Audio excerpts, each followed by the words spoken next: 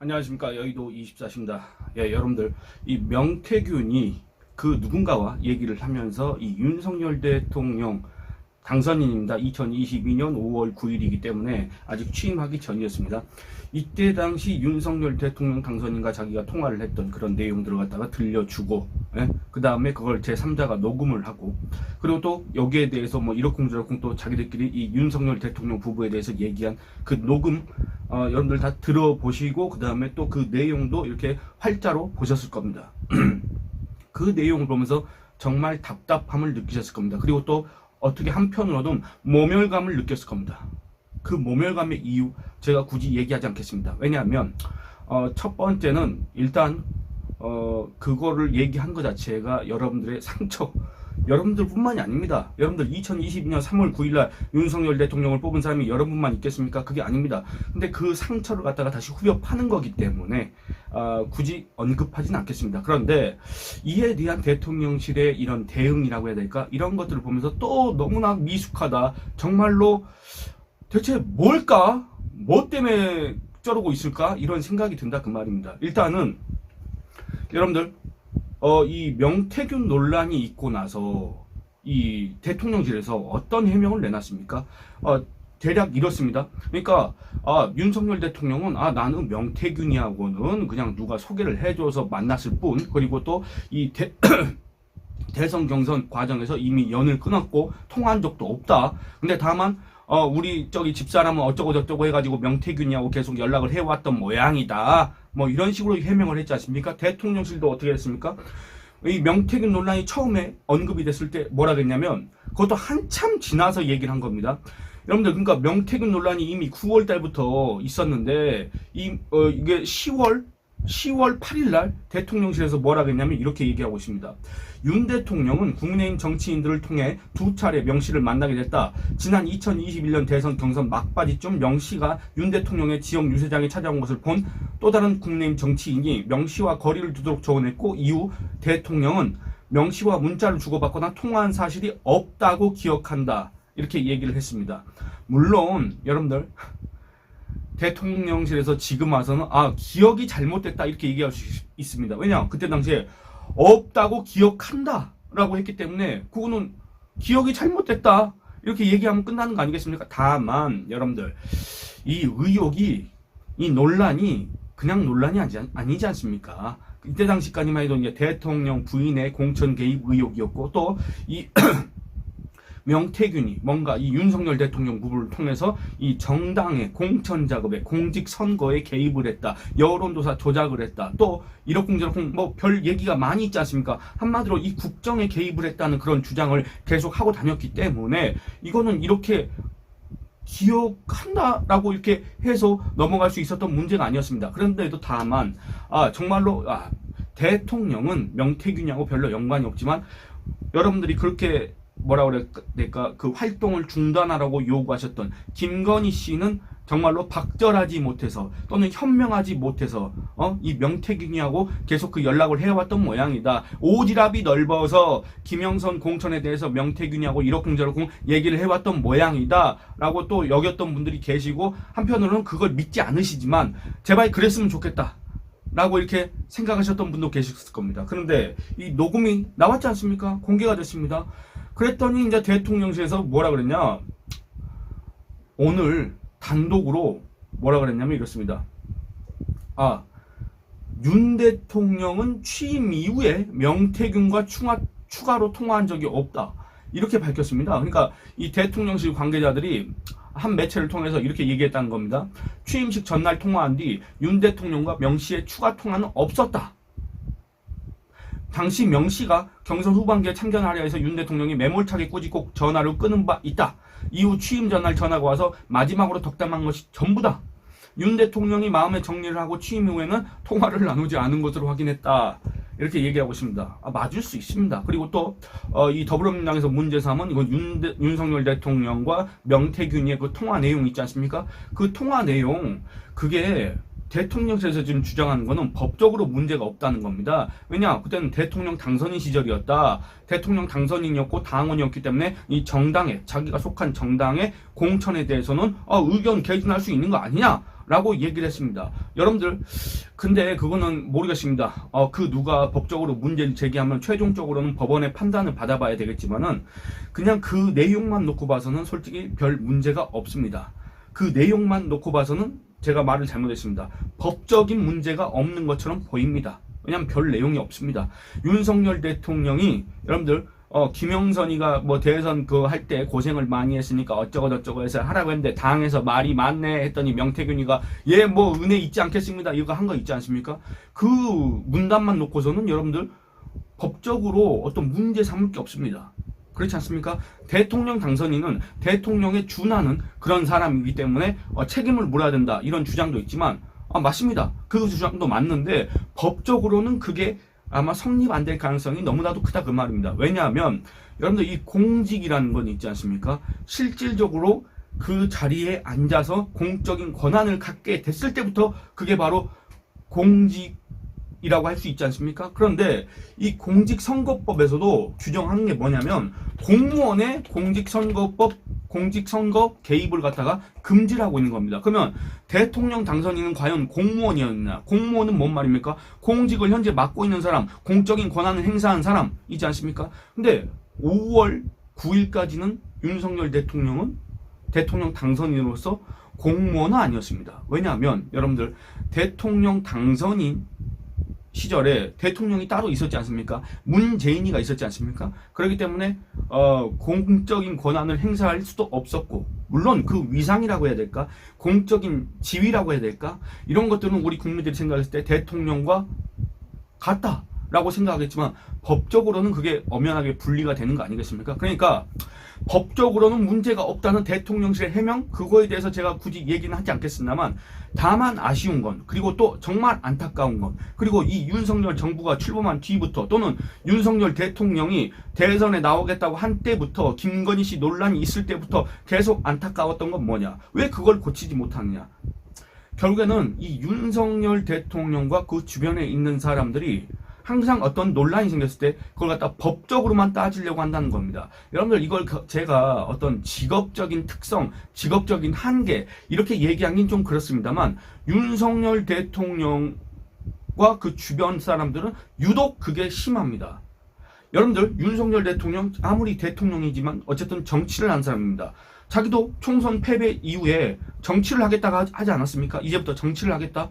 정치를 하겠다는 것은 뭔 말입니까? 어떤 사안을 놓고 법적인 시시비비를 따지기보다는 이게 과연 이런 논란이 터졌을 때 이런 의혹이 제기됐을 때 우리 국민들이 이거에 대해서 어떻게 생각할 것인가 우리 국민들의 감정은 어떨 것인가 앞으로 우리 국민들의 지지 여부는 어떻게 될 것인가 이런 것들을 갖다가 고려하고 어떤 정무적인 판단을 하고 또 어떤 논란이 터졌을 때는 그걸 갖다가 무마할 수 있는 어떤 정치력을 발휘하는 그게 바로 정치를 하는 대통령 아닙니까? 그런데 지금 이 명태균 논란이 터지고 나서 지금 대통령실이 내놓는 그런 해명들 그리고 어제 오늘 이 또 대통령실이 내놓은 해명들을 보면 항상 법적으로만 얘기를 할 뿐 그리고 또 권성동 같은 친윤 세력들은 이것도 법적으로만 접근하려고 할 뿐 여러분들 지금 현재 윤석열 대통령은 법정에선 피고인이 아닙니다. 그렇지 않습니까? 법정에 서지 않았습니다. 그러니까 지금 국민들은 법적으로 지금 묻고 있는 게 아닙니다. 뭘 묻고 있느냐? 그렇습니다. 김영선이가 대선 때 고생을 많이 했으니까 자리를 한 자리 줘라. 물론 그걸 립 서비스일 수 있습니다. 그런 얘기 할 수도 있습니다. 빈말일 수도 있습니다만 저는 이 윤석열 대통령 그 주변 사람들 대통령실에 있는 사람들의 그 수준이라고 해야 될까 면면이라고 해야 될까 이런 것들을 보면 대선 때 정말 고생한 사람들 많을 겁니다. 많을 텐데 유독 이 대통령 부부가 아낀다고 하는 총애한다고 하는 그런 사람들의 면면을 보면 그리고 또 들리는 풍문에 대통령실 안에서 아주 그냥 지 세상인 것처럼 날뛴다고 하는 그런 사람들의 수준을 보면은 이 윤석열 정권의 정말로 뭐라 해야 될까 약간 여러분들이 아마 그 면면을 보시면은 과거에 윤석열 정권을 만들어낸 분들이 바로 여러분들이지 않습니까? 여러분들의 표로서 만들었지 않습니까? 아마 여러분들이 상당히 자괴감이 들 겁니다. 지금 여러분들 그런 감정을 느끼고 계실 겁니다. 어떻게 정권의 수준이 이 정도밖에 안 되냐? 아니 어떻게 여러분들 보시기 바랍니다. 어떻게 어떤 논란이 터졌을 때 명태균이 뭐 하던지 압니까? 여러분들 명태균이 이런 표현까지 쓰기 싫은데 대체 그 근본이 뭔지 여러분들 그 명태균에 대해서 아십니까? 또는 뭐 천공, 건진 이런 이름들이 계속 나오지 않습니까? 김건희 씨가 그 주변에 또는 윤석열 대통령 주변에 있다고 하는 사람들 그 수준이 그런 수준 아닙니까? 그리고 또 대통령실 안에서 그 행세한다는 그런 사람들이 뭡니까? 어떤 공적인 영역에서 어떤 능력을 평가받아서 그거 아닙니다. 윤석열 대통령 또는 김건희 씨와의 사적 인연으로 다 이렇게 채용돼가지고 지금 대통령실 안에서 대통령 앞세워서 대통령 부인 앞세워서 지네들이 호가호위한다는 지금 의혹을 받고 있고 한동훈 대표가 그런 사람들 정리하라고 한 거 아니겠습니까? 그랬더니 여러분들 이것도 중요한 게 뭐냐면 윤석열 대통령이 한동훈 대표한테 했던 얘기가 뭐였습니까?